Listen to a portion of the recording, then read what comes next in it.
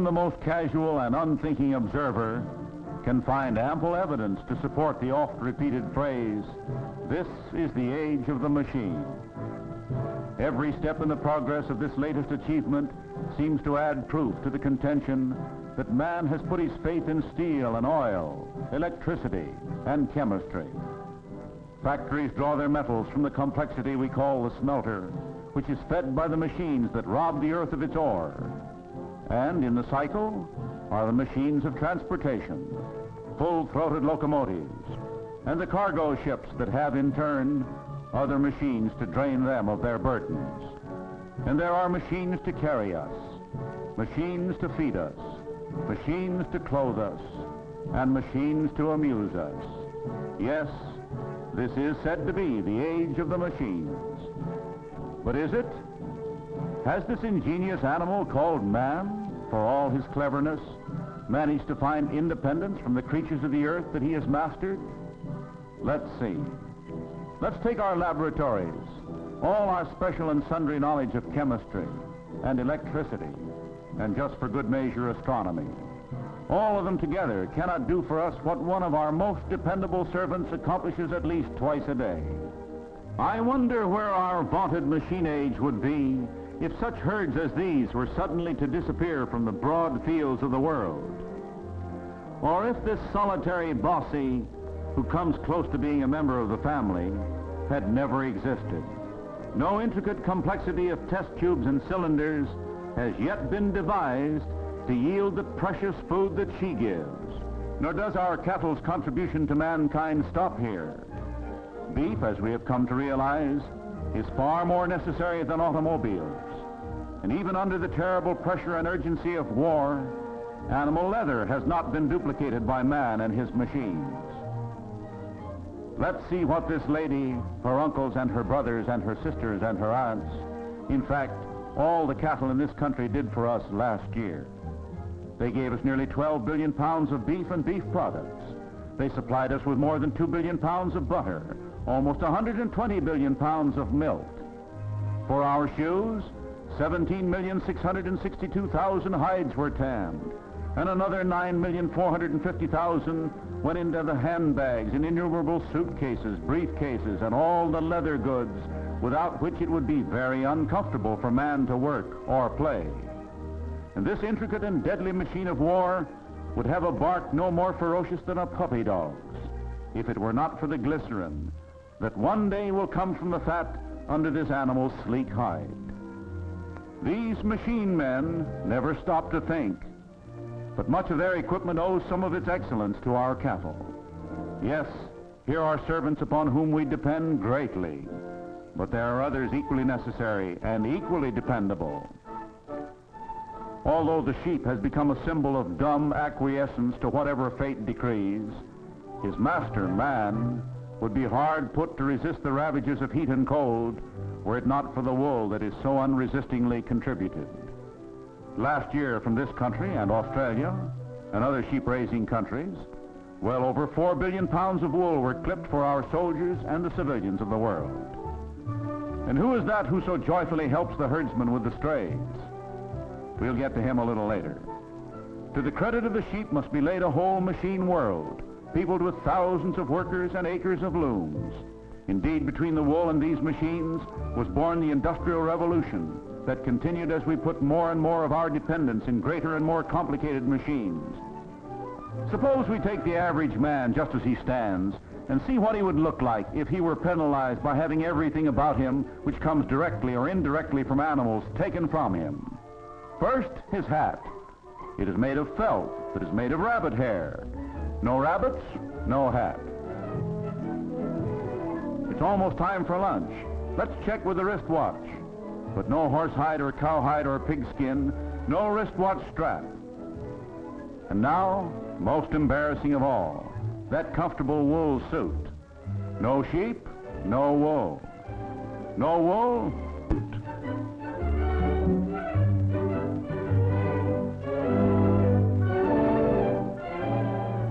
and if he seeks to run away, he'll have to go barefooted, for animal leather enables him to have shoes.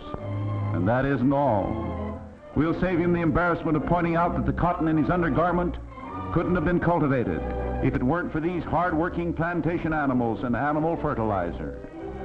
But of course, we all could wear barrels.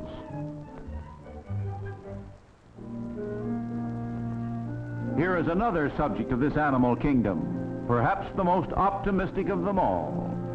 For he doesn't despair that his master thinks him content under such conditions as these, when he would prefer clean, healthy surroundings.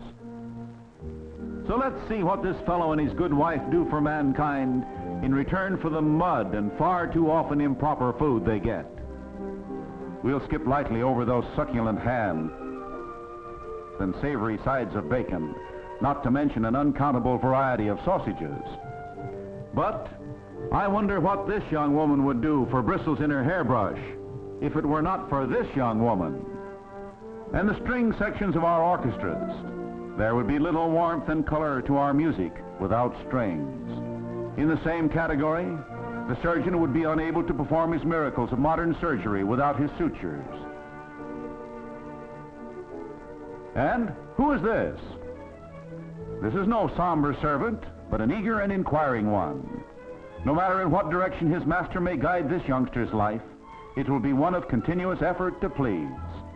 He may know only the monotony of the furrow, dull, hard work in the sun, often with too little water. He may grow up to feel the whip that drives him to endless effort on endless jobs. Or he may learn to know the tight expectancy at the barrier, the tension of the crowd, the heart-bursting effort of the stretch, the thunder of victory that too soon fades into the twilight of old age, perhaps an honorable retirement amidst the scenes of his youth. More often, a forlorn and lowly task. Yes, there are many paths this youngster may take in his life of service to his masters. In the cattle country, he is indispensable. He is much more than an economic necessity to his rider. Our machine age has almost eliminated the horse as a means of transportation. But you can't herd cattle with a jeep. Even our mechanized war, with its motorized equipment of all kinds, has not managed to eliminate the horse, who can die as gallantly and as horribly as any soldier, but never stops trying. The horse is probably one of the most versatile of the animals upon which we depend, but he has a companion that in the estimation of many has placed us even further in his debt: the dog. He has his place in war, both as a belligerent and as an agent of mercy. How closely he is interwoven into the affairs of man might best be illustrated by this fellow. Through the uncanny intelligence and the protection of the seeing eye dog, his blind master has found new opportunities for economic independence. In the far north, the husky and the malamute is a symbol of loyal, inexhaustible endurance. The army has enlisted him for war in the frozen climes, and since men came to these lands, their dependence on the sled dogs is historic. And that collie, rounding up the strays, he is an economic necessity. But he is no more necessary than this amiable brother who has forsaken a life of work for the duties of protector, companion, and friend. Then there is another species of domestic animal which discharges many duties in both our economic and social worlds. Much maligned by some for his backyard vocalizing, but a hunter highly prized by the warehouse men and all others who would suffer loss if our cats did not carry on such unceasing war against rats and other rodents. But economic dependence on animals is not all. They are equally as important to man's leisure.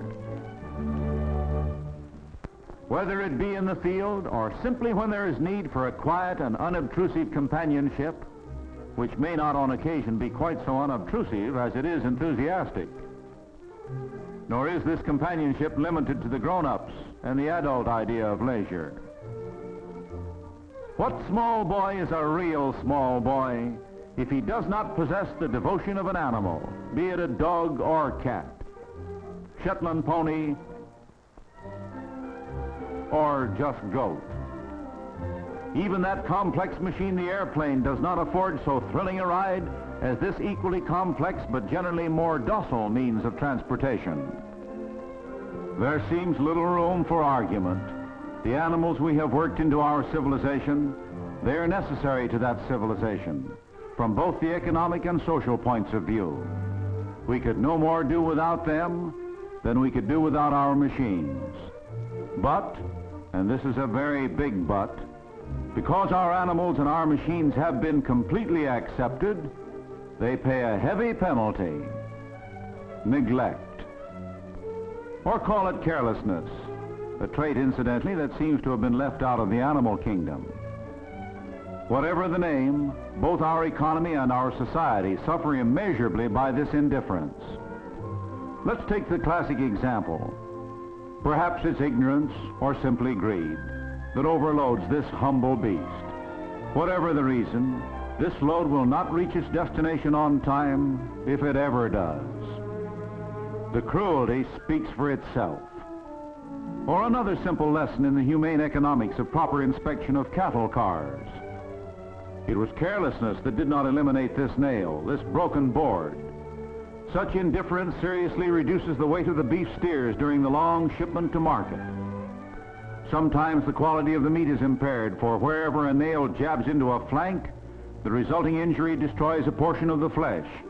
And there was a day when no water was given animals, and this carelessness continued despite reduced profits to the cattle raisers. But this fact was not proved until the humane societies had passed the laws which today make it necessary to unload and water cattle every 36 hours they are in transit.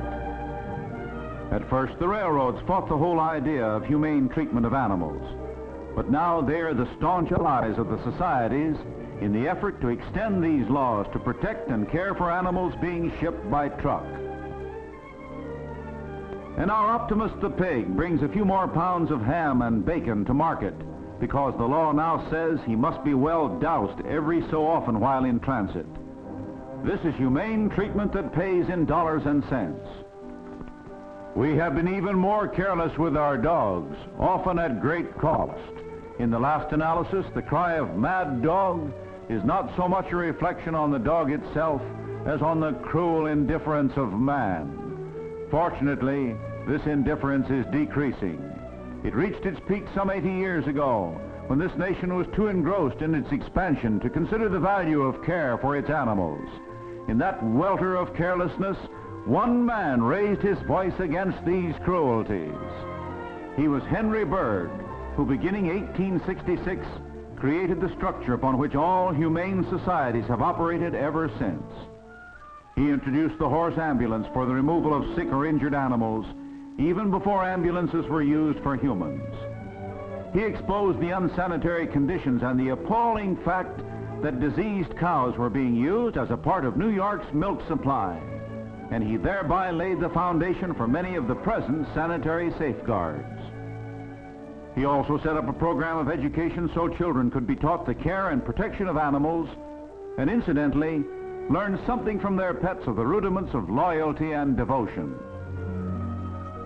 Almost simultaneously with the Berg's founding of the American Society for the Prevention of Cruelty to Animals in New York City, came the organization of the Massachusetts Society for the Prevention of Cruelty to Animals in Boston, the Pennsylvania SPCA in Philadelphia, the San Francisco and Illinois societies.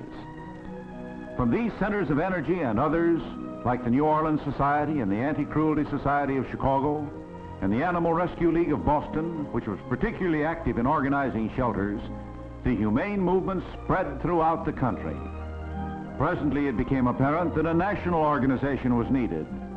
Consequently, the American Humane Association, with headquarters in Albany, New York, was organized in 1877. Its activities are numerous because there are many phases of the nationwide efforts to improve the condition of our animals.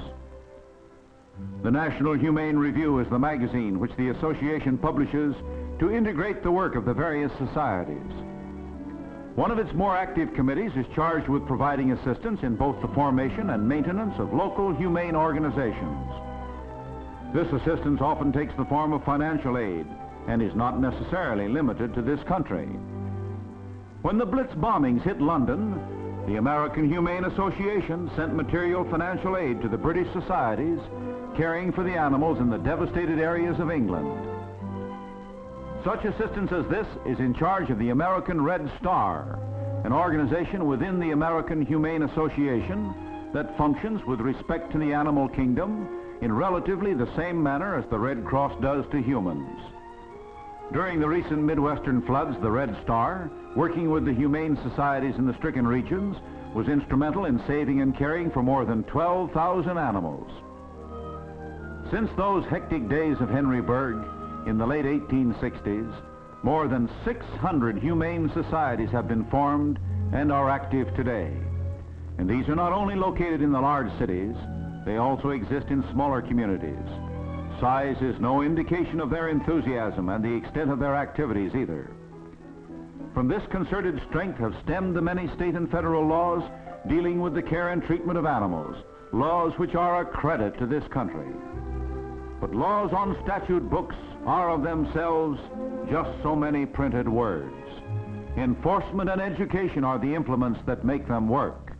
It is in these two fields that the humane societies of this country are paying back a part of the debt that we all owe to our animals. Today in almost every American city are to be found the public drinking troughs for animals, monuments to the life work of Henry Bergh. Where there is a humane organization, such scenes as this are attesting the energy and activity of enforcement. The agents of these societies, either paid workers or volunteers, are vested with police authority. They can arrest and bring to trial any who violate the laws protecting our animals. Their efforts meet with the full cooperation of municipal and state magistrates and other law enforcement authorities. The same watchfulness protects the pets that sometimes are in need of intercession against what may be mere carelessness, but is more often indifference. This protection extends beyond the animal kingdom, for these societies cooperate closely with health authorities to eliminate possible contagion from disease-ridden waifs such as this. Communities in which there is an active humane society have the satisfaction of knowing that when death must come to the pitiful outcast, it comes in the most painless manner possible. For the stray, the lost, and the ailing, there's the gentle handling and a haven. In outlying districts, complaints against the living conditions or treatment given livestock are investigated, corrective measures decreed and enforced. But corrective measures never have the force or the permanency of education. In this field, the humane societies are exerting an increasing effort. In the public schools, instruction in the care and treatment of animals is fast becoming a part of the regular course of study.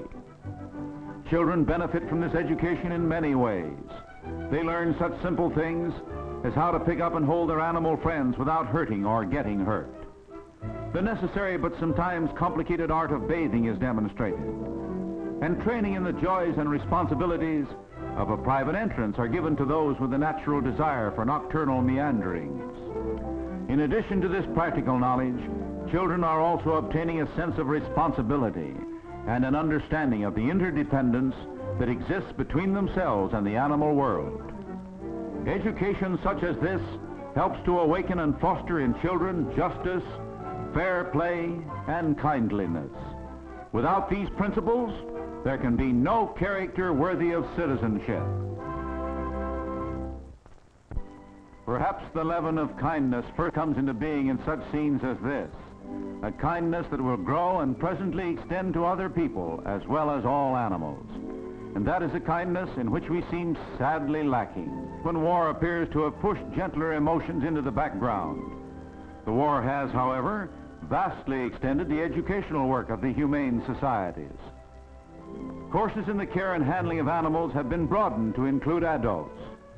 These classes, which are under the supervision of an experienced veterinarian, study first aid methods, the technique and preliminary care of fractures, the more complicated dressings for body injuries.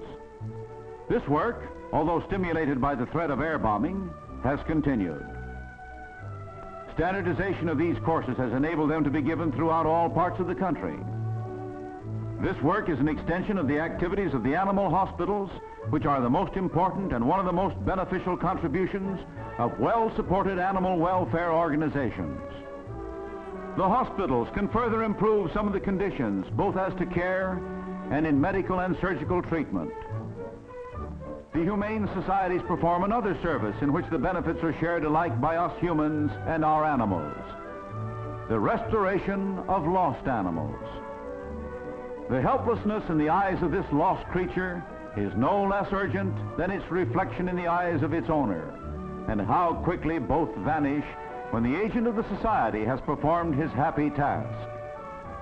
And one little girl to whom a beloved pooch was thus returned suddenly lost her indifference and grew well and strong again for no other reason, her doctor declared, than the restoration of her four-legged friend. The instances in which the societies have been able to restore other kinds of pets to their owners are occurring continuously.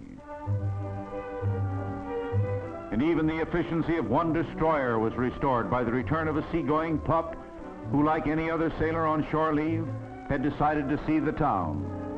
This phase of the work of the societies is greatly facilitated by the license tags. These tags do more than serve as identification for the animal whose owner has taken out this form of insurance. The income from the sale of license tags does about the same kind of service for pet owners that the gasoline tax does for motorists. And like this gasoline tax, it is not always spent by the civil authorities for the sole purpose for which it was collected: the continuation and extension of animal welfare. But the work of the humane societies is going forward and expanding, and must continue to do so, because it is based on an undeniable necessity.